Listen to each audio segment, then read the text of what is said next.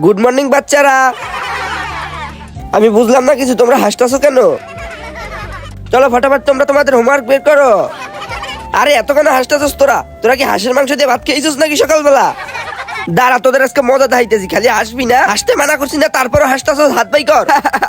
তোর এখনো হাসি পাইতাছে? শয়তান বাচ্চা, তোদের মতো পোলাপান স্কুলে আহে কেন? আরে শাহরুখ, তুই কেন হাসতাছস? আরে তোর কেন হাসি পাইতাছে? খালি হাসবি না, ইনে মার খা।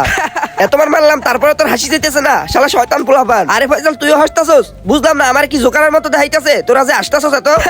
তোদের হাসা এইভাবে বন্ধ হইবে না, তাড়াতাড়ি পিট নিচে কর। স্কুলে কি আমি মজা করতে আইছি নাকি? খালি হাসতাছস তোরা। এখনো যদি তোরা হাসস তাহলে আমার থেকে খারাপ কিন্তু কেউ হবে না।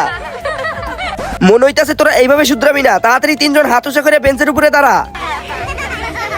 হ্যাঁ, আমি বুঝতে পারছি তোমাদের হাসি এইভাবে থামবে না, তোমাদের প্রিন্সিপালের কাছে নিয়ে যাওয়া লাগবে আমার। চলো। স্যার, তোমরা বলো, তোমরা কি সারাদিন মোবাইলে গেম খেলতে ভালোবাসো নাকি আমার মতো পরিবারের সাথে সময় কাটাতে ভালোবাসো? তোমরা যারা পরিবারের সাথে সময় কাটাতে ভালোবাসো তারা ভিডিওটা লাইক করে চ্যানেলটা সাবস্ক্রাইব করে দিও। আর যারা ভিডিওটা লাইক করে চ্যানেলটি সাবস্ক্রাইব করবে না, আমি বুঝবো তারা সারাদিন গেম খেলতে ভালোবাসে। স্যার, প্রিন্সিপালের কাছে কি আপনি এভাবে ল্যাংটা হয়ে যাবেন?